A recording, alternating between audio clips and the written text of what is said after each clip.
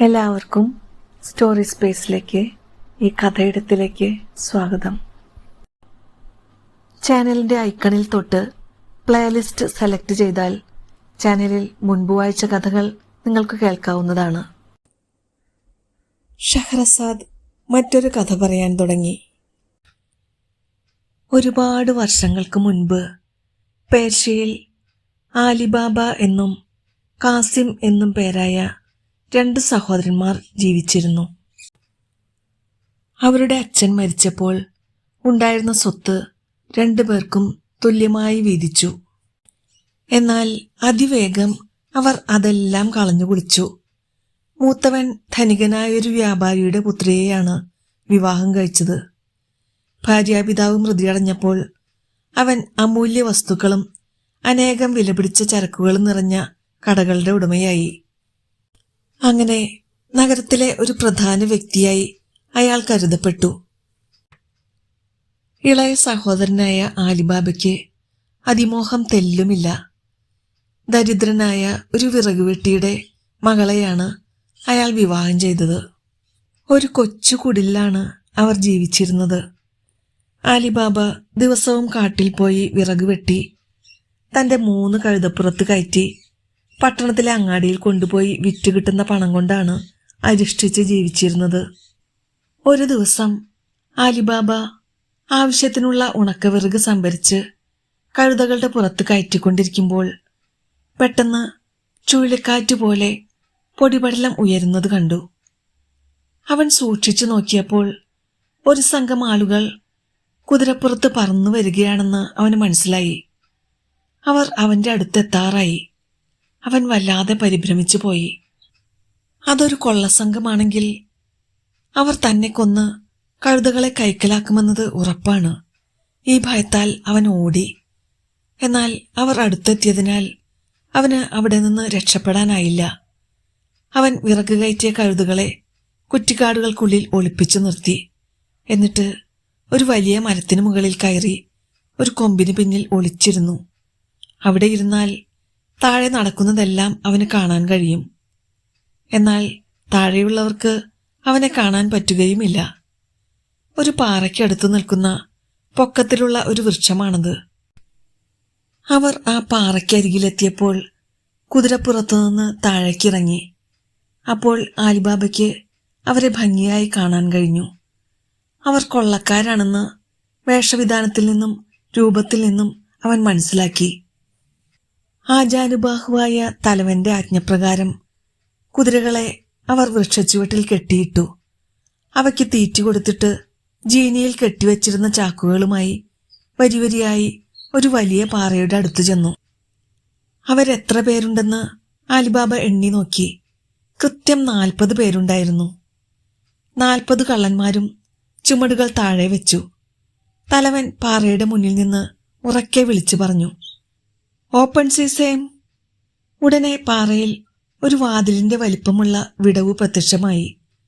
39 പേരും ചാക്കുകെട്ടുകളുമായി അകത്തു കടന്നു. അവസാനം തലവൻ ഗുഹയ്ക്കകത്ത് കയറി. "ഷട്ട് സീസേം!"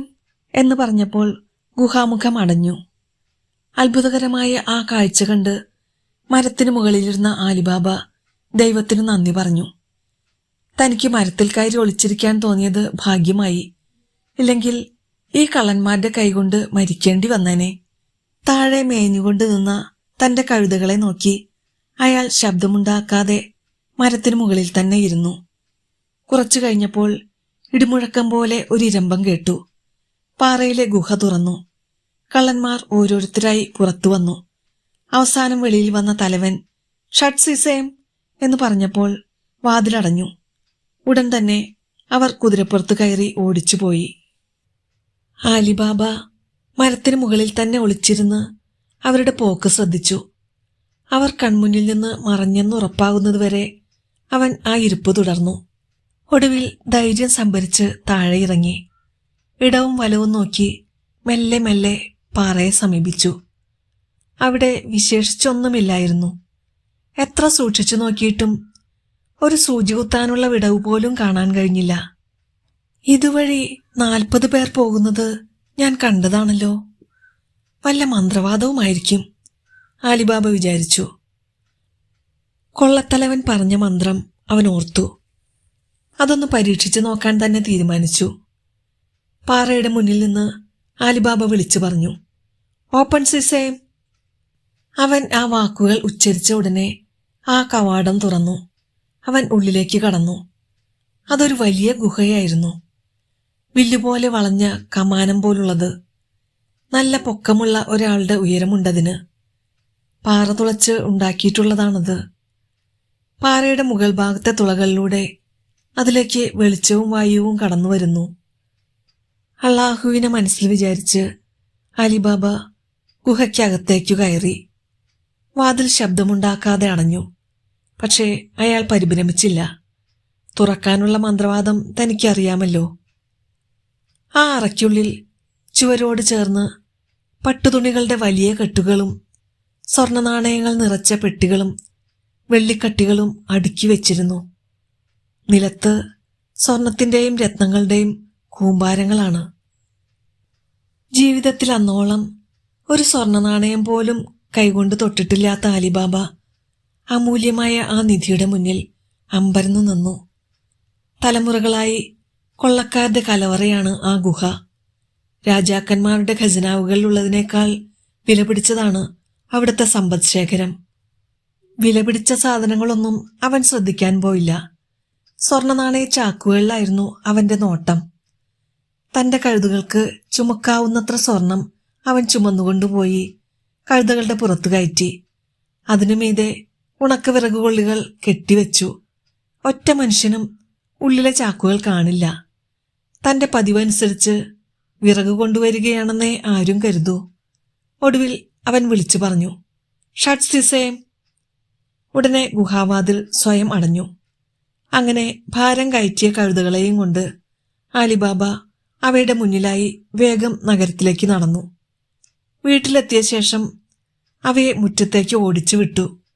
പിന്നെ ഗേറ്റ് ഭദ്രമായി അടച്ച് ആദ്യം വിറകെടുത്ത് താഴെയിട്ട് ഉള്ളിലുള്ള സ്വർണച്ചാക്കുകൾ ചുമന്ന് അവൻ ഭാര്യയുടെ അടുത്തെത്തി.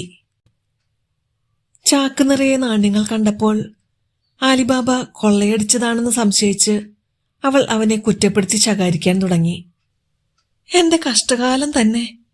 ഈ ചാക്കെല്ലാം കഴുതപ്പുറത്ത് കയറ്റി ദൂരെ കൊണ്ട് കളയണം. നമുക്കിത് വേണ്ട. അല്ലാ, സ്ത്രീവർഗത്തിന് നീ അല്പമെങ്കിലും ബുദ്ധി കൊടുക്കേണ്ടതായിരുന്നു. എടി ഭാര്യയെ, ഞാനിത് മോഷ്ടിച്ചു കൊണ്ടുവന്നെന്നാണോ നിന്റെ വിചാരം? ആലിബാബ ചാക്കുകളുടെ കെട്ടഴിച്ച് സ്വർണനാണയങ്ങൾ നിലത്തു കുടഞ്ഞിട്ടു. താൻ ധനികനായ കഥ അഭിമാനപൂർവം ഭാര്യയോട് പറഞ്ഞു. അത് കേട്ടപ്പോൾ അവരുടെ ഭയം മാറി. സന്തോഷത്തോടെ നാണയങ്ങൾ എണ്ണാൻ തുടങ്ങി. അതുകണ്ട് ആലിബാബ ചിരിച്ചു. കൊള്ളാം, നീ ഇന്നും മുഴുവൻ ഇരുന്നാലും ഇതെണ്ണിത്തീരൂല. നമുക്കിത് അടുക്കളയിൽ കുഴിച്ചിടാം. ഇവിടെ വെച്ചിരുന്നാൽ ആപത്താണ്. അയൽക്കാരറിയും. എങ്കിലും അതൊന്ന് അളന്നു നോക്കിയിട്ട് വേണം കുഴിച്ചിടാൻ. ഞാൻ ഓടിച്ചെന്ന് എവിടെ നിന്നെങ്കിലും ഒരു പറ വാങ്ങിക്കൊണ്ടുവരാം. നിങ്ങൾ കുഴിച്ചു തീരുന്നതിന് മുമ്പ് ഞാൻ അളന്നു വെക്കാം, ഭാര്യ പറഞ്ഞു. ശരി, നിന്റെ ഇഷ്ടം പോലെ. എന്നാൽ ഇക്കാര്യം ഒറ്റയാളോടും മിണ്ടിപ്പോകരുത്. ആലിബാബയുടെ ഭാര്യ തൊട്ടടുത്ത് താമസിക്കുന്ന കാസിമിന്റെ വീട്ടിലേക്കാണ് പോയത്. അയാളുടെ ഭാര്യ അഹംഭാവമുള്ള പൊങ്ങച്ചക്കാരിയായ ഒരു സ്ത്രീയാണ്. ധനികനല്ലാത്ത ഭർത്തൃ സഹോദരനെയും ഭാര്യയെയും അവർക്ക് പുച്ഛമാണ്. ആലിബാബയുടെ ഭാര്യ ജ്യേഷ്ഠത്തിയമ്മയെ വണങ്ങിയിട്ട് ഒരു പറ കടം തരണമെന്ന് അപേക്ഷിച്ചു. പറയെന്ന് കേട്ടപ്പോൾ കാസിമിന്റെ ഭാര്യയ്ക്ക് അത്ഭുതമായി. ഒരു ദിവസത്തേക്ക് ആവശ്യമുള്ളതിൽ കൂടുതൽ ധാന്യം വാങ്ങാൻ കഴിവില്ലാത്തവൻ പറക്കണക്കിന് വാങ്ങുന്നത് എന്താണെന്നറിയാൻ ആഗ്രഹമുദിച്ചു. വലിയ പറ വേണോ ചെറിയ പറ വേണോ? അവർ ചോദിച്ചു. ചെറുതുമതി എന്ന മറുപടി കേട്ട് ആ സ്ത്രീ അകത്തു ചെന്ന് മരത്തിലുള്ള പറയുടെ അടിവശത്ത് കുറച്ച് പശ തേച്ച് ആലിബാബയുടെ ഭാര്യയ്ക്ക് കൊടുത്തു. രാത്രി വീട്ടിൽ ചെന്ന് സ്വർണനാണയങ്ങൾ അളന്നു. ഓരോ പറയും അളന്നിട്ട് ചുമരിൽ കരികൊണ്ട് ഒരു വര വരച്ചു. ആലിബാബ കുഴിവെട്ടി തീർന്നപ്പോൾ ഭാര്യ അഭിമാനത്തോടെ പറഞ്ഞു, ഇതാ ഞാൻ അളന്നു തീർന്നു. എത്ര പറയുണ്ടെന്ന് ഈ വരകൾ എണ്ണി നോക്കിയാൽ അറിയാം. ആവശ്യം കഴിഞ്ഞപ്പോൾ പറ തിരിച്ചു കൊടുക്കാൻ കാസിമിന്റെ വീട്ടിലേക്ക് പോയി. പറയുടെ അടിയിൽ ഒരു സ്വർണനാണയം ഒട്ടിപ്പിടിച്ചിരുന്ന കാര്യം പാവം അറിഞ്ഞില്ല. പറ തിരിച്ചേൽപ്പിച്ച് അവർ പുറത്തിറങ്ങിയ നിമിഷം കാസിമിന്റെ ഭാര്യ പറയുടെ അടിവശത്ത് നോക്കി. അവിടെ ഒരു സ്വർണ്ണനാണയം ഒട്ടിപ്പിടിച്ചിരിക്കുന്നത് കണ്ട് അവരുടെ കണ്ണ് തള്ളിപ്പോയി. ഈ ദരിദ്രവാസികൾ പറകൊണ്ട് സ്വർണം അളക്കുന്നു. വൈകുന്നേരം ഭർത്താവ് വീട്ടിലെത്തിയപ്പോൾ അവൾ പറഞ്ഞു, ഹേ മനുഷ്യ, നിങ്ങൾ സ്വയം വിചാരിക്കുന്നത് വലിയ പണക്കാരനാണെന്നാണ്. എന്നാൽ നോക്കൂ, നിങ്ങളുടെ സഹോദരൻ ആലിബാബ നിങ്ങളെക്കാൾ എത്ര വലിയ സമ്പന്നനാണ്. അവന്റെ പക്കൽ സ്വർണ്ണനാണയങ്ങൾ കുന്നുകൂട്ടിയിട്ടിരിക്കുകയാണ്. അവൻ പണം പറകൊണ്ടാണ് അളക്കുന്നത്. നിങ്ങളോ നാണയങ്ങൾ കയ്യിലെടുത്തെണ്ണുകയും. നീ എങ്ങനെ ഇതറിഞ്ഞു? കാസിം ചോദിച്ചു. അതിന് മറുപടിയായി അയാളുടെ ഭാര്യ നടന്ന സംഭവങ്ങളെല്ലാം വിവരിച്ചു കൊടുത്തു. പറയിൽ ഒട്ടിപ്പിടിച്ചിരുന്ന സ്വർണ്ണനാണയവും അവൾ ഭർത്താവിന് കാണിച്ചു കൊടുത്തു. അസൂയയും കുശുമ്പും മൂലം കാസിമിന് അന്നു രാത്രി ഉറക്കം വന്നില്ല. പിറ്റേന്ന് പുലർച്ചയ്ക്ക് എഴുന്നേറ്റ് ആലിബാബയുടെ അടുത്ത് ചെന്ന് അവൻ പറഞ്ഞു, മൂത്ത സഹോദരനോട് നിനക്ക് തീരെ ബഹുമാനമില്ലാതായി അല്ലേ? പുറമേ പാവമാണെന്ന നാട്യം, പവനളക്കുന്നത് പറകൊണ്ട്. ചേട്ടൻ എന്താണ് ഉദ്ദേശിക്കുന്നതെന്ന് മനസ്സിലായില്ല. ഇത്രയും നാൾ രക്തബന്ധം പോലും മറന്ന് എന്നെ അവഗണിച്ചത് ആരാണെന്ന് ദൈവത്തിനറിയാം, ആലിബാബ പറഞ്ഞു. നീ പഴയ കഥകൾ പറഞ്ഞ് തെറ്റിദ്ധരിപ്പിക്കാൻ നോക്കേണ്ട. പച്ച പാവമാണെന്ന് നടിക്കുകയും വേണ്ട. സ്വർണ്ണനാണയം കാണിച്ച് കാസിം ചോദിച്ചു. കള്ളൻ, എത്ര പറ സ്വർണ്ണനാണയങ്ങൾ നീ മോഷ്ടിച്ചു? എവിടെ നിന്നാണ് മോഷ്ടിച്ചത്? കുടുംബത്തിന് നീ മാനക്കേടുണ്ടാക്കിയല്ലോ. തന്റെ ഭാര്യ പ്രയോഗിച്ച സൂത്രം അയാൾ ആലിബാബയോട് പറഞ്ഞു. ആലിബാബയ്ക്ക് സത്യം തുറന്നു പറയാതെ നിവൃത്തിയില്ലെന്നായി. നടന്ന സംഭവങ്ങൾ അയാൾ വിവരിച്ചു കേൾപ്പിച്ചു. എന്നിട്ട് പറഞ്ഞു, അള്ളാഹുവിന് വേണ്ടപ്പെട്ടവനെ അവൻ കൈവെടുകയില്ല. സഹോദര, നമ്മൾ ഒരമ്മ പെറ്റ മക്കളാണ്. എനിക്കുള്ളതെല്ലാം നിങ്ങൾക്കും അവകാശപ്പെട്ടത് തന്നെ. ഗുഹയിൽ നിന്നും എനിക്ക് കിട്ടിയ സ്വർണത്തിൽ പാതി ഞാൻ തരാം. പക്ഷേ ദുരാഗ്രഹിയായ കാസിം തൃപ്തനായില്ല. നീ ഗുഹയ്ക്കകത്ത് പോയത് എങ്ങനെയെന്ന് എനിക്കറിയണം. അങ്ങോട്ടുള്ള വഴി പറഞ്ഞു തരണം. തെറ്റിദ്ധരിപ്പിക്കാൻ നോക്കണ്ട. നീ എന്നോട് മുഴുവൻ സത്യവും പറഞ്ഞില്ലെങ്കിൽ ഈ സ്വർണ്ണനാണയങ്ങളെക്കുറിച്ച് ഞാൻ ഗവർണറെ അറിയിക്കും. അതോടെ നിന്റെ എല്ലാ സ്വത്തുക്കളും കണ്ടുകെട്ടുകയും നിന്നെ അപമാനിച്ച് തുറുങ്കിലടക്കുകയും ചെയ്യും. കാസിമിന്റെ ഭീഷണി നടപ്പായാൽ താൻ കാരാഗൃഹത്തിലാവുമെന്നും ഭാര്യയും മക്കളും അനാഥരാകുമെന്നും ആലിബാബ ഭയപ്പെട്ടു. അതുകൊണ്ട് ഗുഹയിലേക്കുള്ള വഴിയും അത് തുറക്കാനും അടയ്ക്കാനുമുള്ള മന്ത്രങ്ങളും സഹോദരന് പറഞ്ഞുകൊടുത്തു. പിറ്റേന്ന് വെളുപ്പിന് 10 കഴുതകളുടെ പുറത്ത് വലിയ പെട്ടികളുമായി കാസിം പുറപ്പെട്ടു. വഴികാട്ടിയായി കൂടെ ചെല്ലാമെന്ന് ആലിബാബ പറഞ്ഞെങ്കിലും കാസിം അത് നിരസിച്ചു. ആലിബാബ പറഞ്ഞ വഴിയിലൂടെ സഞ്ചരിച്ച് അയാൾ പാറയ്ക്ക് മുന്നിലെത്തി. സന്തോഷത്തോടെ 2 കൈകളും നീട്ടി അയാൾ ഉറക്കെ വിളിച്ചു പറഞ്ഞു, ഓപ്പൺ സീസേം. പാറയിലെ രഹസ്യവാതിൽ തുറന്നു. കഴുതകളെ പുറത്തു നിർത്തിയിട്ട് അയാൾ ഗുഹയ്ക്കകത്തേക്ക് കയറി. വാതിൽ തനിയെ അടഞ്ഞു. ഗുഹയ്ക്കുള്ളിൽ കൂടിക്കിടക്കുന്ന സ്വർണത്തിന്റെയും രത്നങ്ങളുടെയും തിളക്കം കണ്ട് കാസിമിന്റെ കണ്ണു മഞ്ഞളിച്ചു. അയാൾ കുറെ നേരം മരവിച്ച പോലെ നിന്നു. 10 കഴുതുകൾക്ക് എടുക്കാൻ മാത്രം പൊന്നും പണ്ടങ്ങളും ചാക്കുകളിലും പെട്ടികളിലും നിറച്ചു. ഇനി പുറത്തിറങ്ങാമെന്നു കരുതി ഗുഹയുടെ ചുവരോട് ചേർന്നു നിന്ന് പറഞ്ഞു, ഓപ്പൺ ബാർലി. അളവറ്റ സമ്പത്ത് കൺമുന്നിൽ കണ്ട് സമനില തെറ്റിയ കാസിം മന്ത്രം മറന്നുപോയിരുന്നു. ഓപ്പൺ ബാർലി, ഓപ്പൺ ബാർലി എന്നാവർത്തിച്ചു. ഫലമുണ്ടായില്ല. പാറ അനങ്ങിയില്ല. ഓപ്പൺ ഓട്സ് എന്ന് പറഞ്ഞിട്ടും രക്ഷയില്ല. ഓപ്പൺ ബീൻസ് എന്ന് വിളിച്ചു നോക്കി. ക്ഷമ നശിച്ച കാസിം വായിൽ തോന്നിയ ധാന്യങ്ങളുടെ പേരുകളെല്ലാം ഉച്ചരിച്ചു. ആവശ്യമുള്ളത് പറഞ്ഞുമില്ല. പരിഭ്രമവും ഭയവും വർദ്ധിച്ച് അയാൾ ഗുഹയ്ക്കകത്ത് അങ്ങുമിങ്ങും ഓടി. വിധി ദുഷ്ടന്മാരുടെ ഓർമ്മശക്തിക്ക് മങ്ങലേൽപ്പിക്കും. കൂട്ടിലടച്ച വന്യമൃഗത്തെ പോലെ അയാൾ അതിനുള്ളിൽ ഓടി നടന്നു. ഉച്ചയായപ്പോൾ കള്ളന്മാർ ഗുഹയിലേക്ക് വന്നു. പുറത്ത് മരത്തിൽ കെട്ടിയിട്ടിരുന്ന കഴുതകളെയും ഒഴിഞ്ഞ പെട്ടികളും കണ്ട് ഊരിയ വാളുമായി അവർ പാഞ്ഞു ചെന്നു. തലവൻ മന്ത്രം ഉച്ചരിച്ചു. വാതിൽ തുറന്നു. പുറത്തെ ബഹളം കേട്ട കാസിം വാതിലിനോട് ചേർന്ന് പതുങ്ങി നിന്നു. ഗുഹയ്ക്കുള്ളിൽ പതുങ്ങിയിരിക്കുന്ന കാസിമിനെ അവർ കണ്ടു. കൊള്ളത്തലവൻ അയാളെ കഴുത്തിന് പിടിച്ച് തൂക്കിയെടുത്തു. അയാളുടെ അനുചരന്മാർ ആ ശരീരം 6 കഷ്ണങ്ങളായി വെട്ടിനുറുക്കി. കാസിം ഗുഹയ്ക്കകത്തു കടന്നത് എങ്ങനെയാണെന്ന് കള്ളന്മാർക്ക് എത്ര ആലോചിച്ചിട്ടും മനസ്സിലായില്ല. കൂടുതൽ ആലോചിച്ചിരിക്കാൻ സമയമില്ലാത്തതുകൊണ്ട് അവർ തങ്ങളുടെ അടുത്ത ഇരയെ ലക്ഷ്യമാക്കി അവിടെ നിന്നും പോയി. ദുരാഗ്രഹമാണ് കാസിമിന്റെ മരണത്തിന് വഴിതെളിച്ചത്. പക്ഷേ അയാളുടെ ഭാര്യയാണല്ലോ അതിന് പിന്നിലുള്ള പ്രേരക ശക്തി. പറയിൽ പശ തേക്കാൻ തോന്നിയ ദുർബുദ്ധിയുടെ ഫലമായി ഭർത്താവ് 6 കഷ്ണങ്ങളായി വെട്ടിമുറിക്കപ്പെട്ടു. പക്ഷേ ഇതൊന്നും അറിയാതെ അവർ നിധിയുമായി എത്തുന്ന ഭർത്താവിനു വേണ്ടി സദ്യയൊരുക്കി കാത്തിരുന്നു. രാത്രിയായിട്ടും അയാളെ കാണാതായപ്പോൾ ഉത്കണ്ഠയായി. ഒടുവിൽ ദുരഭിമാനം മാറ്റിവെച്ച് ഭർത്താവിനെ കാണാനില്ലെന്ന കാര്യം അലിബാബയെ അറിയിച്ചു. നേരം വെളുക്കുന്നതിനു മുമ്പ് കാസിം വന്നെത്തിയില്ലെങ്കിൽ രാവിലെ അന്വേഷിച്ചു പോകാമെന്ന് അലിബാബ തീരുമാനിച്ചു. രാവിലെ സൂര്യൻ ഉദിച്ചപ്പോൾ തന്റെ 3 കഴുതുകളുമായി അലിബാബ കാട്ടിലേക്ക് തിരിച്ചു. പാറയുടെ അടുത്തെങ്ങും കാസിമിന്റെ കഴുതുകളെ കാണാഞ്ഞ് കാര്യം കുഴപ്പമാണെന്ന് ഊഹിച്ചു. പാറയുടെ ചുവട്ടിൽ രക്തം കണ്ടപ്പോൾ സംശയം ബലപ്പെട്ടു. ഓപ്പൺ സിസേം എന്ന് പറഞ്ഞ് പാറ തുറന്ന് വിറയ്ക്കുന്ന കാലുകളോടെ അകത്തു ചെന്നു. സഹോദരന്റെ 6 കഷ്ണങ്ങളായി മുറിച്ച ശരീരം കണ്ടപ്പോൾ കണ്ണിൽ ഇരുട്ടുകയറി. എങ്കിലും സഹോദര സ്നേഹം ഭയത്തെ കീഴടക്കി. അന്ത്യകർമ്മങ്ങൾക്കായി മൃതദേഹം വീട്ടിൽ കൊണ്ടുപോകാൻ തീരുമാനിച്ചു. 2 വലിയ ചാക്കുകളിൽ പൊതിഞ്ഞുകെട്ടി ഇലകൾ കൊണ്ട് മറച്ച് കഴുതപ്പുറത്ത് കയറ്റി. മറ്റു 2 കഴുതുകളെ വെറുതെ നടത്തേണ്ടെന്ന് കരുതി ഓരോ ചാക്കു സ്വർണ്ണ നാണയങ്ങൾ അവയുടെ പുറത്ത് കെട്ടിവെച്ചു. ഗുഹയുടെ വാതിലടച്ചിട്ട് വീട്ടിലേക്ക് മടങ്ങി. വീട്ടിലെത്തിയ അലിബാബ മാർജിയാന എന്ന അടിമപ്പെണ്ണിന്റെ സഹായത്തോടെ ചുമടുകൾ താഴെയിറക്കി.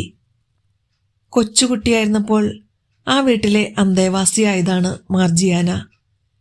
അലിബാബയും ഭാര്യയും അവളെ സ്വന്തം പുത്രിയെപ്പോലെ സ്നേഹിച്ചു. മാർജിയാന സുന്ദരിയും സൽസ്വഭാവിയുമാണ്. 10 പേരുടെ ജോലി ഒറ്റയ്ക്ക് ചെയ്യും. അവളെപ്പോലൊരു ബുദ്ധിശാലി ആ പ്രദേശത്തില്ല. ഏതു പ്രശ്നത്തിനും പരിഹാരം കാണാൻ അവൾക്കു കഴിയും. കാസിമിന് നേരിട്ട ആപത്തിനെക്കുറിച്ച് അലിബാബ അവളോട് പറഞ്ഞു. എന്റെ സഹോദരന്റെ ശരീരം 6 കഷ്ണങ്ങളായി ചാക്കിൽ കെട്ടി വെച്ചിരിക്കുകയാണ്. ഞാൻ ജ്യേഷ്ഠത്തിയെ വിവരമറിയിച്ചിട്ട് വരാം. ഇതൊരു സ്വാഭാവിക മരണമാണെന്ന് വരുത്തി വേണം ശവസംസ്കാരം നടത്താൻ. അതിനുള്ള മാർഗം നീ ആലോചിച്ച് കണ്ടുപിടിക്കണം. അലിബാബ ജ്യേഷ്ഠത്തിയുടെ അടുത്ത് ചെന്ന് നടന്ന സംഭവങ്ങൾ വിശദീകരിച്ചു കൊടുത്തു. അവളുടെ ഭർത്താവ് ഗുഹയിൽ പ്രവേശിച്ചതും കൊള്ളക്കാർ അവനെ കൊന്നതും മൃതശരീരം അവൻ ഒളിപ്പിച്ചു കടത്തിയതുമെല്ലാം. അവൾ ഉറക്കെ നിലവിളിക്കാൻ ഒരുങ്ങിയപ്പോൾ അലിബാബ പറഞ്ഞു, സഹോദരി, അള്ളാഹു എനിക്ക് ആവശ്യത്തിലേറെ പണം തന്നിട്ടുണ്ട്. അതിലൊരു പങ്ക് നിങ്ങൾക്കുള്ളതാണ്. എന്റെ 2ാമത്തെ ഭാര്യയായി നിങ്ങൾക്ക് ഈ വീട്ടിൽ കഴിയാം. എന്റെ കുഞ്ഞുങ്ങളുടെ അമ്മയോടൊത്ത് സുഖമായി ജീവിക്കാം. അങ്ങനെ കാസിമിന്റെ ഭാര്യയെ ആശ്വസിപ്പിച്ചതുകൊണ്ട് അവർ നിലവിളിച്ചില്ല. അയൽക്കാർക്ക് കാസിമിന്റെ മരണത്തെക്കുറിച്ച് ഒരു സൂചനയും ലഭിച്ചില്ല. അതിനിടെ മാർജിയാന ഒരു പദ്ധതി തയ്യാറാക്കിയിരുന്നു. അടുത്തുള്ള ഒരു ഔഷധശാലയിൽ ചെന്ന് കാസിമിന് രോഗം കലശലാണെന്ന് പറഞ്ഞ് അവൾ മരുന്ന് വാങ്ങിക്കൊണ്ടുവന്നു. യജമാന്റെ മുഖം മഞ്ഞളിച്ചിരിക്കുന്നു. വിളിച്ചിട്ട് മിണ്ടുന്നില്ല, കണ്ണു തുറക്കുന്നില്ല, മരിച്ചതുപോലെ കിടക്കുന്നു എന്നായിരുന്നു രോഗവിവരം നൽകിയത്. പിറ്റേന്ന് രാവിലെ മാർജിയാന കരഞ്ഞുകൊണ്ട് വീണ്ടും ഔഷധശാലയിൽ ചെന്നു. ഇന്നലത്തെ മരുന്നുകൊണ്ട് ഒരു ഫലവുമില്ല. ഇപ്പോൾ രോഗം കൂടുതലാണ്. വേറെ മരുന്നു തരൂ എന്നാവശ്യപ്പെട്ടു. വഴിയിൽ കണ്ടവരോടെല്ലാം കാസിം അത്യാസന്ന നിലയിലാണെന്ന് അറിയിച്ചു. അതുകൊണ്ട് അടുത്ത പ്രഭാതത്തിൽ കാസിം മരിച്ചുപോയെന്ന് കേട്ടപ്പോൾ ആർക്കും അത്ഭുതമുണ്ടായില്ല. ഇനി 6 കഷ്ണങ്ങളായ മൃതദേഹം തുന്നിച്ചേർക്കണം. അല്ലെങ്കിൽ അതൊരു സ്വാഭാവിക മരണമാണെന്ന് ആരും വിശ്വസിക്കുകയില്ല. മാർജിയാന ചിന്തിച്ചു. അവൾ അല്പം അകലെയുള്ള ഒരു ചെരുപ്പുകുത്തിയുടെ കടയിൽ ചെന്നു. ഒരു സ്വർണ്ണ നാണയം അയാൾക്ക് കൊടുത്തിട്ട് പറഞ്ഞു, ഷേഖ് മുസ്തഫ, നിങ്ങളുടെ കഴിവ് തെളിയിക്കാൻ ഞാനൊരവസരം തരാം. ഞാൻ എന്തു വേണമെന്ന് പറയൂ യജമാനത്തി എന്നായി ചെരുപ്പുകുത്തി. തയ്ക്കാനുള്ള സൂചിയും നൂലുമെടുത്ത് എന്റെ കൂടെ വരൂ. പക്ഷേ നിങ്ങളുടെ കണ്ണു മൂടിക്കെട്ടാൻ എന്നെ അനുവദിക്കണം, അവൾ പറഞ്ഞു. സ്വർണ്ണ നാണയം തന്നിട്ട് എന്നെക്കൊണ്ട് വല്ല മഹാപാപവും ചെയ്യിക്കാനുള്ള ശ്രമമാണോ? അയാൾ ചോദിച്ചു. മാർജിയാന ഒരു സ്വർണ്ണ ദിനാർ കൂടി കൊടുത്തു. ഇപ്പോൾ സമാധാനമായല്ലോ. അല്പം ഒന്ന് തുന്നിക്കെട്ടിയാൽ മാത്രം മതി. ചെരുപ്പുകുത്തി കണ്ണുമൂടിക്കെട്ടാൻ സമ്മതിച്ചു. മാർജിയാന അയാളുടെ കൈക്ക് പിടിച്ച് തെരുവുകളിലും ഇടവഴികളിലും നടത്തിച്ച് ആലിബാബയുടെ വീട്ടിലെ നിലവറയിൽ കൊണ്ടുചെന്നു. കണ്ണിലെ കട്ടഴിച്ചപ്പോൾ 6 മുറിച്ച ശരീരം യഥാക്രമം ചേർത്ത് വെച്ചിരിക്കുന്നത് കണ്ടു. ഒരു സ്വർണ്ണ നാണയം കൂടി കൊടുത്തിട്ട് മാർജിയാന പറഞ്ഞു, ഇതിനെ 1 തുന്നിക്കെട്ടണം. പെട്ടെന്ന് തീർത്താൽ ഇനിയും ഒരു സ്വർണ്ണ നാണയം കൂടി സമ്മാനം തരാം. ഇങ്ങനെ ധാരാളം പണം കിട്ടിയപ്പോൾ ചെരുപ്പുകുത്തി സന്തോഷത്തോടെ ജോലി ചെയ്തു തീർത്തു. മാർജിയാന വാഗ്ദാനം ചെയ്ത പ്രതിഫലം കൊടുത്ത് വീണ്ടും കണ്ണുമൂടിക്കെട്ടി ചെരുപ്പുകുത്തിയെ അയാളുടെ പീടികയിൽ കൊണ്ടുചെന്നു. അയാൾ പിന്നാലെ വന്ന് വീട് കണ്ടുപിടിക്കാതിരിക്കാനുള്ള മുൻകരുതലെടുത്തിട്ടാണ് മാർജിയാന മടങ്ങിയത്. കാസിമിന്റെ ശവസംസ്കാരം ഭംഗിയായി നടന്നു. മരണത്തിൽ വീട്ടിന് പുറത്തുള്ള ഒരാൾക്കും ഒരു സംശയവും തോന്നിയില്ല. ഉദ്ദേശം 1 മാസം കഴിഞ്ഞ് കള്ളന്മാർ ഗുഹയിൽ വന്നപ്പോൾ കാസിമിന്റെ മൃതദേഹത്തിന്റെ അവശിഷ്ടങ്ങളൊന്നും കണ്ടില്ല. കള്ളന്മാരുടെ തലവൻ ഗാഢമായി ആലോചിച്ചിട്ട് പറഞ്ഞു, സ്നേഹിതരെ, നമ്മുടെ രഹസ്യം പുറത്താരോ അറിഞ്ഞിരിക്കുന്നു. കൊല്ലപ്പെട്ടവന് ഒരു സഹായി കൂടിയുണ്ട്. നമ്മുടെ സമ്പത്ത് നഷ്ടപ്പെടാതിരിക്കണമെങ്കിൽ അതാരാണെന്ന് മനസ്സിലാക്കണം. അവനെ കൂടി കൊന്നുകളയണം, ഇല്ലെങ്കിൽ ആപത്താണ്. അതിനുള്ള മാർഗം ഞാൻ പറയാം. നമ്മളിൽ ഒരാൾ ഒരു നാടോടിയുടെ വേഷത്തിൽ നഗരത്തിൽ ചെന്ന് 6 മുറിച്ച ശവശരീരത്തെപ്പറ്റി ആരെങ്കിലും സംസാരിക്കുന്നുണ്ടോ എന്നറിയണം. കാര്യം പരമരഹസ്യമായിരിക്കണം. ഈ ദൗത്യത്തിൽ പരാജയപ്പെട്ടാൽ അയാളെ ഞാൻ ജീവനോടെ വെച്ചേക്കില്ല. കള്ളന്മാരിൽ ഒരാൾ ആ ചുമതല ഏറ്റെടുത്തു. ഒരു പ്രഭാതത്തിൽ നഗരത്തിലെത്തിയ നാടോടി സന്യാസി മുസ്തഫ എന്ന ചെരുപ്പുകുത്തിയുടെ കട മാത്രം തുറന്നിരിക്കുന്നത് കണ്ട് അങ്ങോട്ട് ചെന്നു. ചെരുപ്പുകുത്തി സന്യാസിയെ വണങ്ങി. പ്രായമേറെയായിട്ടും ജോലിയിൽ അയാൾ കാണിക്കുന്ന ശുഷ്കാന്തിയെ സന്യാസി പ്രശംസിച്ചു.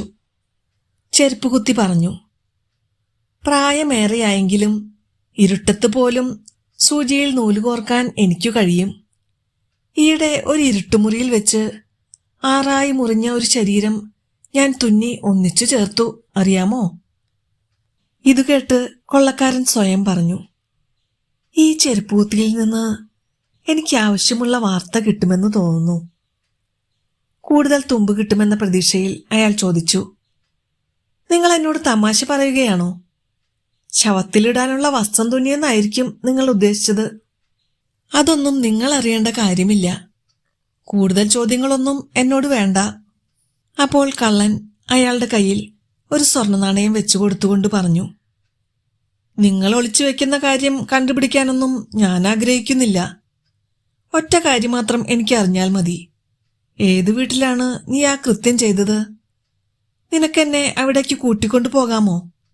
അല്ലെങ്കിൽ വീടേതാണെന്ന് നിർദ്ദേശിക്കാമോ? അതു ഞാൻ എങ്ങനെ അറിയും? ആ പെൺകുട്ടി എന്റെ കണ്ണു മൂടിക്കെട്ടി കൈക്ക് പിടിച്ചു കൊണ്ടുപോവുകയായിരുന്നല്ലോ.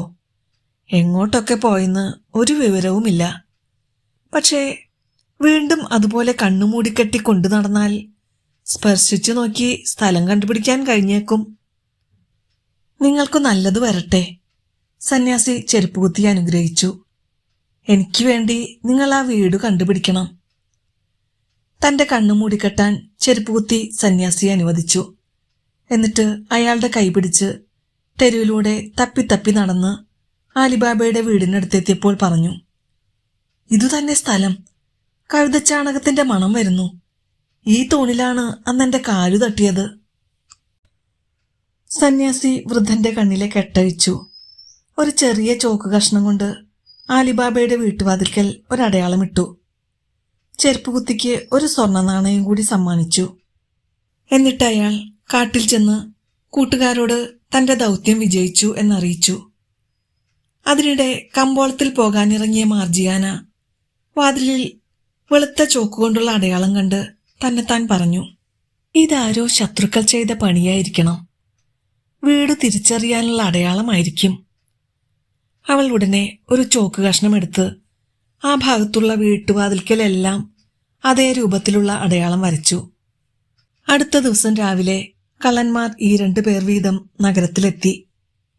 തങ്ങളുടെ സ്നേഹിതൻ അടയാളപ്പെടുത്തിയ വീട് കണ്ടുപിടിച്ച് ആക്രമണത്തിന് തയ്യാറെടുക്കുകയായിരുന്നു ലക്ഷ്യം. പക്ഷേ തെരുവിലെ എല്ലാ വീടുകളിലും ഒരേ തരത്തിലുള്ള അടയാളം കണ്ട് ഗത്യന്തരമില്ലാതെ അവർ തിരിച്ചുപോയി. ദൗത്യം പരാജയപ്പെട്ടതിന്റെ പേരിൽ ആദ്യത്തെ കൊള്ളക്കാരനെ അവരുടെ തലവൻ വധശിക്ഷയ്ക്ക് വിധിച്ചു. കൊല്ലപ്പെട്ട സ്നേഹിതന്റെ ജോലി ഏറ്റെടുക്കാൻ മറ്റൊരാൾ തയ്യാറായി. അയാൾ വേഷം മാറി നഗരത്തിലെത്തി. ചെരുപ്പൂത്തിയെ കണ്ടുപിടിച്ച് കൈക്കൂലി കൊടുത്ത് വശത്താക്കി. ആലിബാബയുടെ വീട് കണ്ടെത്തി. ഇത്തവണ വളരെ ചെറിയ ചുവന്ന ഒരടയാളമാണ് വാതിലിൽ രേഖപ്പെടുത്തിയത്. എന്നിട്ട് കൊള്ളക്കാരൻ കാട്ടിലേക്ക് മടങ്ങി. ഇത്തവണ മാർജിയാന തെരുവിലെ വീടുകളിലെല്ലാം ചുവന്ന അടയാളമിട്ടു. കാട്ടിൽ നിന്ന് വന്ന കള്ളന്മാർ വീട് തിരിച്ചറിയാൻ കഴിയാതെ നിരാശരായി മടങ്ങി. ദൗത്യം ഏറ്റെടുത്ത് പരാജയപ്പെട്ട തസ്കരന്റെ ശിരസ് ഛേദിക്കപ്പെട്ടു. 40 പേരിൽ 2 പേർ പോയി. അവശേഷിച്ചത് 38 പേർ മാത്രം. ഇനി ഞാൻ തന്നെ പോകാം എന്ന് പറഞ്ഞ് തലവൻ വേഷപ്രച്ഛന്നനായി നഗരത്തിൽ വന്നു. ചെരുപ്പുകുത്തി മുസ്തഫയുടെ സഹായത്തോടെ ആലിബാബയുടെ വീട്ടിലെത്തി. ഇത്തവണ വാതിലിൽ അടയാളമിട്ടില്ല. കുറെ നേരം സൂക്ഷിച്ചു നോക്കി വീടിന്റെ ലക്ഷണങ്ങൾ മനസ്സിൽ കുറിച്ചിട്ടു. കാട്ടിലെ താവളത്തിലേക്ക് മടങ്ങി 37 അനുയായികളെയും വിളിച്ചുകൂട്ടി പറഞ്ഞു, ഇനി വീട് തെറ്റുന്ന പ്രശ്നമില്ല. നിങ്ങൾ 38 മൺഭരണികൾ വാങ്ങിക്കൊണ്ടുവരണം. വലിയ കഴുത്തു വേണം. വിസ്താരമുള്ളതായിരിക്കണം. ഒരെണ്ണത്തിൽ മാത്രം ഒലിവെണ്ണ നിറയ്ക്കണം. തലവന്റെ ആജ്ഞ അനുയായികൾ ശിരസാ വഹിച്ചു. കമ്പോളത്തിലെ കുശവന്റെ അടുത്തുനിന്നും മൺഭരണികൾ വാങ്ങിക്കൊണ്ടുവന്നു. ഓരോ കഴുതപ്പുറത്ത് ഈ 2 ഭരണികൾ വീതം കെട്ടിത്തൂക്കി. തലവൻ നിർദ്ദേശിച്ചതനുസരിച്ച് 37 പേരും വസ്ത്രങ്ങളെല്ലാം അഴിച്ചു മാറ്റി തലപ്പാവും ചെരുപ്പും മാത്രം ധരിച്ച് ഭരണിക്കുള്ളിൽ കയറി മുട്ടുമടക്കി കുനിഞ്ഞിരുന്നു. തലവൻ ഓരോരുത്തർക്കും ഓരോ വാളും ഓരോ ഗദയും കൊടുത്തു. അവസാനത്തെ ഭരണിയിൽ ഒലിവെണ്ണ നിറച്ചു. മറ്റു ഭരണികളുടെ പുറമെ കുറേശ്ശെ എണ്ണ പുരട്ടി. ഇപ്പോൾ ഒറ്റനോട്ടത്തിൽ എല്ലാ ഭരണികളിലും എണ്ണയാണെന്നേ തോന്നൂ. രാത്രിയായപ്പോൾ കൊള്ളത്തലവൻ ആലിബാബയുടെ വീട്ടിൽ ചെന്നു. അയാൾ ആലിബാബയെ താണു വണങ്ങിയിട്ട് സ്വയം പരിചയപ്പെടുത്തി. അങ്ങുന്നേ, ഞാൻ പുറംനാട്ടിൽ നിന്ന് വന്ന എണ്ണ വ്യാപാരിയാണ്. ഇവിടെ എനിക്ക് പരിചയക്കാരാരുമില്ല. രാത്രി എവിടെ കഴിച്ചുകൂട്ടണമെന്ന് അറിഞ്ഞുകൂടാ. എനിക്കും കഴുതകൾക്കും ഇന്നു രാത്രി ഈ മുറ്റത്ത് വിശ്രമിക്കാൻ അനുവാദം തരണം. സംശയം ഏതുമില്ലാതെ അയാളെ ആലിബാബ വീട്ടിലേക്ക് സ്വാഗതം ചെയ്തു. മാർജിയാനയെയും മറ്റു ജോലിക്കാരെയും വിളിച്ച് ഭരണികൾ ഇറക്കി വയ്ക്കാൻ സഹായിച്ചു. വടക്കുവശത്തെ വരാന്തയിലാണ് ഭരണികൾ നിരത്തിവെച്ചത്. കഴുതുകളെ തൊഴുത്തിൽ കെട്ടി തീറ്റി കൊടുക്കാൻ ഏർപ്പാടാക്കി. അതിഥിയെ സ്വീകരണമുറിയിലേക്ക് ആനയിച്ചു. അയാളെ ബഹുമാനിച്ചിരുത്തി ആഹാരം നൽകി. ഭക്ഷണം കഴിഞ്ഞപ്പോൾ സുഖമായി വിശ്രമിച്ചോളൂ എന്ന് പറഞ്ഞ് ആലിബാബ വീട്ടിനുള്ളിലേക്ക് പോയി. ആലിബാബ പോയി കഴിഞ്ഞപ്പോൾ കൊള്ളത്തലവൻ വരാന്തയിൽ ചെന്ന് ഓരോ ഭരണിയുടെയും മുകളിലൂടെ അകത്തിരിക്കുന്നവരോട് മന്ത്രിച്ചു. ഞാൻ ഒരു ചെറിയ കല്ലെടുത്ത് കിടപ്പുമുറിയുടെ ജനാല വഴി ഇങ്ങോട്ടെറിയും. നിങ്ങളപ്പോൾ ആയുധങ്ങളുമായി ഓടി വരണം. ഈ വീട്ടിലുള്ള എല്ലാറ്റിനെയും കൊന്നുകളയണം. പിന്നെ അടുക്കളയ്ക്കടുത്തുള്ള ഒരു മുറിയിൽ തനിക്കായി സജ്ജീകരിച്ച കിടക്കയിലേക്ക് അയാൾ നടന്നു. മാർജിയാന വിളക്ക് പിടിച്ച് അവന് വഴികാട്ടിക്കൊടുത്തു. അവൾ പറഞ്ഞു, നിങ്ങൾക്ക് എന്താവശ്യമുണ്ടെങ്കിലും എന്നോട് പറയാൻ മടിക്കരുത്. അങ്ങയുടെ കൽപ്പന കേൾക്കാൻ ഈയുള്ളവൾ സദാ സന്നദ്ധയാണ്. അടുക്കളയിൽ പാത്രങ്ങൾ കഴുകിക്കൊണ്ടു നിന്ന മാർജിയാന വിളക്കിലെ എണ്ണ തീർന്നെന്നറിഞ്ഞ് ബാല്യക്കാരൻ അബ്ദുള്ളയെ വിളിച്ച് ചോദിച്ചു, അബ്ദുള്ള, എണ്ണ ഇരിപ്പുണ്ടോ? വാങ്ങിക്കൊണ്ട് വച്ചതെല്ലാം തീർന്നു പോയെന്നാണ് തോന്നുന്നത്. ഇനിയിപ്പോൾ എന്തു ചെയ്യും? അവളുടെ പരിഭ്രമം കണ്ട് അബ്ദുള്ള ചിരിച്ചു. ബുദ്ധിമതിയായ മാർജിയാനയ്ക്ക് ഇന്ന് എന്തു പറ്റി? വരാന്തയിലെ 38 ഭരണി നിറച്ച് ഒന്നാന്തരം ഒലിവെണ്ണയുള്ളപ്പോൾ ഒരു വിളക്കിലെ എണ്ണയ്ക്കാണോ പഞ്ഞം? ഞാൻ ഉറങ്ങാൻ പോകുന്നു. വെളുപ്പിന് യജമാന്റെ കൂടെ സ്നാനഘട്ടത്തിലേക്ക് പോകണം എന്ന് പറഞ്ഞ് അവൻ പോയി. അബ്ദുള്ളയുടെ പരിഹാസം കേട്ട് നാണിച്ച മാർജിയാന ഒരു പാത്രവുമായി വരാന്തയിൽ ചെന്നു. ഒരു ഭരണിയുടെ മുകളിലെ കെട്ടഴിച്ച് എണ്ണ കോരിയെടുക്കാനുള്ള പാത്രം അകത്തേക്കിട്ടു. പക്ഷേ എണ്ണയിലല്ല, കട്ടിയുള്ള മറ്റേതോ വസ്തുവിലാണ് പാത്രം ചെന്നുകൊണ്ടത്. ഉടനെ ഒരു ശബ്ദം അകത്തുനിന്ന് കേട്ടു. സമയമായോ, സമയമായോ എന്ന് പറഞ്ഞ് ഒരു താടിക്കാരന്റെ മൊട്ടത്തല മുകളിലേക്ക് ഉയർന്നു. മാർജിയാന ഒരു നിമിഷം സ്തബ്ധിച്ചു പോയെങ്കിലും പെട്ടെന്ന് തന്നെ കാര്യം ഗ്രഹിച്ചു. അവൾ ശാന്തമായി പറഞ്ഞു, സമയമായില്ല, സമയമായില്ല, യജമാനൻ ഉറങ്ങട്ടെ. ഓരോ ഭരണിയായി അവൾ തുറന്നു നോക്കി. സമയമാകുമ്പോൾ അറിയിക്കാമെന്ന് ഓരോരുത്തരോടും പറഞ്ഞു. ആകെ 37 ഭരണികളും കഴിഞ്ഞപ്പോൾ 38ാമത്തേതിൽ മാത്രം എണ്ണയാണെന്ന് കണ്ടു. അടുത്ത നടപടി എന്തെന്ന് ആ നിമിഷം തന്നെ അവൾ നിശ്ചയിച്ചു. വിളക്കിൽ എണ്ണയൊഴിച്ച് അവൾ അടുക്കളയിൽ ചെന്നു. തുണികൾ അലക്കാൻ ഉപയോഗിക്കുന്ന ഒരു വലിയ ഉരുളി കൊണ്ടുവന്ന് അത് നിറയെ എണ്ണ പകർന്നു. അത് അടുപ്പത്ത് വെച്ച് തിളപ്പിച്ചു. കുതിരയ്ക്ക് വെള്ളം കൊടുക്കുന്ന തൊട്ടിയിൽ തിളച്ച എണ്ണയെടുത്ത് വളരെ സൂക്ഷിച്ച് വരാന്തയിൽ ചെന്നു. ആദ്യത്തെ ഭരണി തുറന്ന് ഉള്ളിലിരുന്ന തസ്കരന്റെ തലയിലൂടെ തിളച്ച എണ്ണ ഒഴിച്ചു. ഒന്ന് നിലവിളിക്കാൻ പോലും കഴിയാതെ കള്ളൻ തിളച്ച എണ്ണയിൽ വെന്തു മരിച്ചു. ഇങ്ങനെ 1 മണിക്കൂറിനുള്ളിൽ 37 കള്ളന്മാരും മൃത്യുവിന്റെ പിടിയിൽ അമർന്നു. മാർജിയാന ഭരണികളെല്ലാം ഭംഗിയായി അടച്ചുവെച്ചു. എന്നിട്ട് അടുക്കളയിൽ ചെന്ന് ഇരുട്ടത്ത് ഉറങ്ങാതെയിരുന്നു. അർദ്ധരാത്രിയായപ്പോൾ കൊള്ളത്തലവൻ ഉണർന്നു. ജനാല വഴി പുറത്തേക്ക് നോക്കി. കൂരിരുട്ട്, ഒരു ശബ്ദവും കേൾക്കാനില്ല. വീട്ടിലുള്ളവരെല്ലാം ഉറക്കമാണ്. സമയമായെന്നറിഞ്ഞ് കരുതി വെച്ചിരുന്ന ചരൽക്കല്ലുകൾ ഓരോന്നായി എടുത്ത് ഭരണികളെ ലക്ഷ്യമാക്കി എറിഞ്ഞു. കല്ലുകൾ കൃത്യമായി ലക്ഷ്യസ്ഥാനത്ത് കൊള്ളുന്നുണ്ടെന്ന് ശബ്ദം കേട്ട് മനസ്സിലാക്കി. പക്ഷേ മിനിറ്റുകൾ കഴിഞ്ഞിട്ടും യാതൊരനക്കവുമില്ല. അയാൾ ദേഷ്യത്തോടെ പല്ലിറുമ്മിക്കൊണ്ട് വരാന്തയിൽ ചെന്നു. തിളച്ച എണ്ണയുടെയും കരിഞ്ഞ മാംസത്തിന്റെയും ഗന്ധം അവിടെ തങ്ങി നിന്നിരുന്നു. ഭരണികളിൽ ഒന്ന് തുറന്നു നോക്കിയപ്പോൾ ചുട്ടുപഴുത്ത ആവി പുറത്തു വന്നു. പരിഭ്രമത്തോടെ ഓരോ ഭരണിയും പരിശോധിച്ചു. തന്റെ അനുയായികളെല്ലാം ജീവനറ്റ നിലയിൽ ഭരണിക്കുള്ളിൽ ഒടിഞ്ഞുകുത്തിയിരിപ്പാണെന്ന് കണ്ടു. തന്റെ ജീവനും അപകടത്തിലാണെന്ന് മനസ്സിലാക്കിയ കൊള്ളത്തലവൻ മുറ്റത്തിറങ്ങി മതിൽ ചാടിക്കടന്ന് ഓടി രക്ഷപ്പെട്ടു. കുറച്ചുനേരം കാത്തിരുന്നിട്ടും കൊള്ളത്തലവൻ തിരിച്ചു വരുന്നത് മാർജിയാനയ്ക്ക് കാണാൻ കഴിഞ്ഞില്ല. അതുകൊണ്ട് അയാൾ മതിൽ ചാടി ജീവനും കൊണ്ട് ഓടി രക്ഷപ്പെട്ടിരിക്കാമെന്ന് അവൾ ഊഹിച്ചു. ഇപ്രകാരം കൊള്ളക്കാരെ മുഴുവൻ നശിപ്പിച്ച ശേഷം അവൾ മനസ്സമാധാനത്തോടെ കിടന്നുറങ്ങി. നേരം വെളുക്കുന്നതിന് 2 മണിക്കൂർ മുൻപ് ആലിബാബ എഴുന്നേറ്റ് സ്നാനഗൃഹത്തിലേക്ക് പോയി. രാത്രിയിലെ വീരസാഹസങ്ങളെക്കുറിച്ചൊന്നും അയാൾക്കറിയില്ലായിരുന്നു. പ്രഭാതകൃത്യങ്ങൾ കഴിഞ്ഞ് വസ്ത്രം ധരിച്ച് ആലിബാബ മുറ്റത്തിറങ്ങിയപ്പോൾ അവൾ വരാന്തയിലെ ഭരണികളുടെ അടുത്തേക്ക് അയാളെ വിളിച്ചുകൊണ്ടുപോയി. യജമാനെ, ഇതിന്റെ മൂടിയൊന്ന് തുറന്നു നോക്കൂ എന്ന് പറഞ്ഞു. അടപ്പു തുറന്ന് ഉള്ളിലേക്ക് നോക്കിയ ആലിബാബ ഞെട്ടിപ്പോയി. മാർജിയാന രാത്രി നടന്നതെല്ലാം പറഞ്ഞു കേൾപ്പിച്ചു. യജമാനൻ ആനന്ദാശ്രുക്കളോടെ ബാല്യക്കാരിക്ക് നന്ദി പറഞ്ഞു. അബ്ദുള്ളയുടെ സഹായത്തോടെ തോട്ടത്തിൽ വലിയ കുഴികൾ കുഴിച്ച് 37 മൃതദേഹങ്ങളും ആലിബാബ മറവു ചെയ്തു. ഒന്നും സംഭവിക്കാത്തതുപോലെ ദിനരാത്രങ്ങൾ കടന്നുപോയി. ആരും ഒന്നും അറിഞ്ഞില്ല.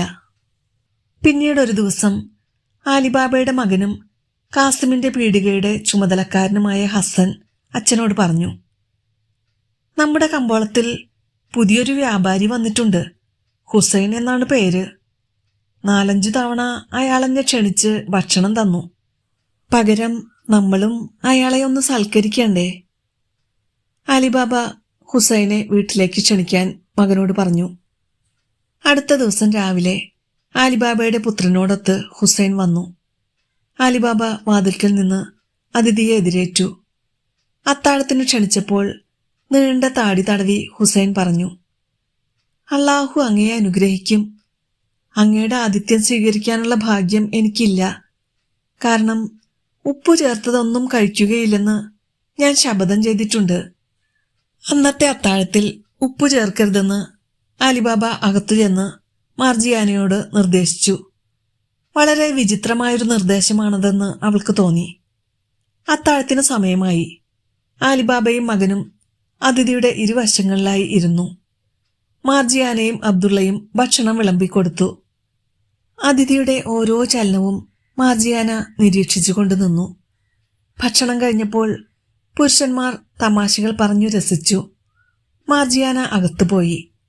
അല്പം കഴിഞ്ഞപ്പോൾ അവൾ ഒരു നർത്തകിയുടെ വേഷത്തിൽ പ്രത്യക്ഷപ്പെട്ടതു കണ്ട് അലിബാബ അത്ഭുതപ്പെട്ടു. കാലുകളിൽ ചിലങ്കയണിഞ്ഞ്, കണ്ണിൽ സുറുമയെഴുതി, നെറ്റിയിൽ മുത്തുമണികൾ കോർത്ത മാല ചാർത്തി, കയ്യിലും കഴുത്തിലും വിവിധതരം ആഭരണങ്ങൾ അണിഞ്ഞ് സുന്ദരിയായി അവൾ പ്രത്യക്ഷപ്പെട്ടു. അരയിലെ സ്വർണപ്പട്ടയിൽ നർത്തകിമാർ സാധാരണയായി ധരിക്കാറുള്ളതുപോലെ രത്നഖചിതമായ ഒരു കഠാര തൂക്കിയിട്ടിരുന്നു. അവളുടെ ചലനത്തിനൊത്ത് താളം പിടിച്ച് ഡോലക്കും കൈമണിയുമായി അബ്ദുള്ള പിന്നാലെ ഉണ്ടായിരുന്നു. അലിബാബയുടെ മുന്നിൽ ചെന്ന് തലകുനിച്ച് വണങ്ങിയിട്ട് മാർജിയാന നൃത്തം തുടങ്ങി. അതിമനോഹരമായി അവൾ നൃത്തം ചെയ്തു. താളത്തിനൊത്ത് ചുവടുവെച്ച് ആകർഷകമായ ശരീരവടിവ് പ്രകടിപ്പിച്ച് അവൾ കാണികളുടെ ഹൃദയം കവർന്നു. തിളങ്ങുന്ന കഠാര ഉറയിൽ നിന്നൂരി അന്തരീക്ഷത്തിൽ വീശിക്കൊണ്ട് നാഗകന്യകയെപ്പോലെ അവൾ നൃത്തം ചെയ്തു.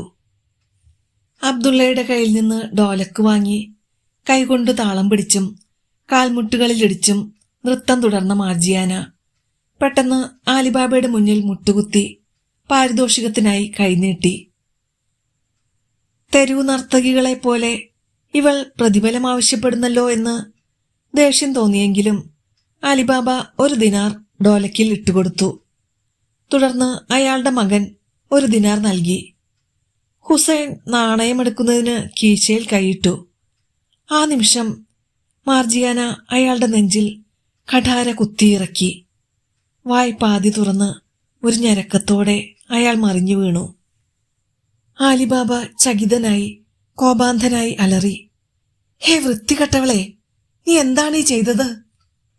അവൾ മറുപടി നൽകി, പ്രഭോ, ഞാൻ അയാളെ കൊന്നത് അങ്ങയുടെ ജീവൻ രക്ഷിക്കാനാണ്, അങ്ങയെ നശിപ്പിക്കാൻ വേണ്ടിയല്ല.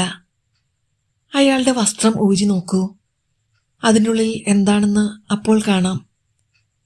അലിബാബ അയാളുടെ വസ്ത്രം പരിശോധിച്ച് ഒളിപ്പിച്ചു വെച്ച കഠാരി കണ്ടെത്തി. അവൾ ആ മൃതദേഹത്തിന്റെ മുഖത്തുനിന്ന് കൃത്രിമത്താടി വലിച്ചെടുത്തു.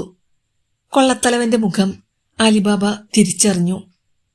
ശത്രുവിന്റെ നീരാളിപ്പിടുത്തത്തിൽ നിന്ന് 2 തവണ തന്നെയും കുടുംബത്തെയും രക്ഷിച്ച മാർജിയാനയെ അലിബാബ മാറോടണച്ചു. അവളുടെ നെറ്റിയിൽ ചുംബിച്ചിട്ട് ചോദിച്ചു, മാർജിയാന, എന്റെ മകൻ നിന്നെ വിവാഹം കഴിക്കുന്നത് നിനക്കിഷ്ടമാണോ? അവൾ സമ്മതഭാവത്തിൽ തലകുമ്പിട്ടു നിന്നു. അലിബാബയുടെ പുത്രനും മാർജിയാനയും തമ്മിലുള്ള വിവാഹം ആഘോഷപൂർവ്വം നടന്നു. വളരെ കാലം അലിബാബ കാട്ടിലെ ഗുഹയിലേക്ക് പോയില്ല. കള്ളന്മാരിൽ 2 പേർ ജീവിച്ചിരിപ്പുണ്ടെന്നും അവർ പ്രതികാരത്തിന് മുതിരുമെന്നും അയാൾ ഭയപ്പെട്ടു. കൃത്യനിർവഹണത്തിലുണ്ടായ പാളിച്ചയുടെ പേരിൽ അവർ ശിരച്ഛേദം ചെയ്യപ്പെട്ട വിവരം അലിബാബ അറിഞ്ഞിരുന്നില്ലല്ലോ. 1 വർഷം കഴിഞ്ഞപ്പോൾ അലിബാബ കാട്ടിൽ ചെന്നു. ഗുഹയ്ക്ക് ചുറ്റും പുല്ലും ചെടികളും വളർന്നു നിന്നതു കണ്ട് മനുഷ്യരോ മൃഗങ്ങളോ അങ്ങോട്ട് വരാറേയില്ലെന്ന് അയാൾ മനസ്സിലാക്കി. അലിബാബ പാറയുടെ മുന്നിൽ നിന്ന് വിളിച്ചു പറഞ്ഞു, ഓപ്പൺ സീസേം. ഗുഹാമുഖം താനെ തുറന്നു. കഴിഞ്ഞ തവണ താൻ അവിടെ വന്നപ്പോഴുണ്ടായിരുന്നതെല്ലാം അതേപടി ഇരിപ്പുണ്ടെന്നറിഞ്ഞ് സന്തോഷിച്ചു. ആ നിധിയിൽ നിന്ന് ഏറ്റവും വിലപിടിച്ച രത്നങ്ങളും മറ്റും 3 ചാക്കുകളിൽ നിറച്ച് വീട്ടിലേക്ക് കൊണ്ടുപോയി. പിൽക്കാലത്ത് അവൻ ഈ നിക്ഷേപസ്ഥലം തന്റെ മക്കൾക്കും മക്കളുടെ മക്കൾക്കും കാണിച്ചു കൊടുത്തു. ഗുഹാകവാടം തുറക്കേണ്ടതും എങ്ങനെയാണെന്ന് അവരെ പഠിപ്പിച്ചു. അങ്ങനെ ആലിബാബയും കുടുംബക്കാരും ജീവിതകാലം മുഴുവനും സമ്പൽ സമൃദ്ധിയോടെ സന്തോഷം നിറഞ്ഞ ജീവിതം ആ നഗരത്തിൽ നയിച്ചു. ദരിദ്രനായിരുന്ന ആ വിറകുവെട്ടുകാരൻ നഗരത്തിലെ ഏറ്റവും വലിയ ധനികനായി. എളിമയുള്ളവരിൽ അളവില്ലാതെ അനുഗ്രഹം ചൊരിയുന്ന അല്ലാഹുവിന്റെ മഹത്വം വാഴ്ത്തപ്പെടേണ്ടതു തന്നെ. ഇതാണ് ആലിബാബയുടെയും 40 കള്ളന്മാരുടെയും കഥ.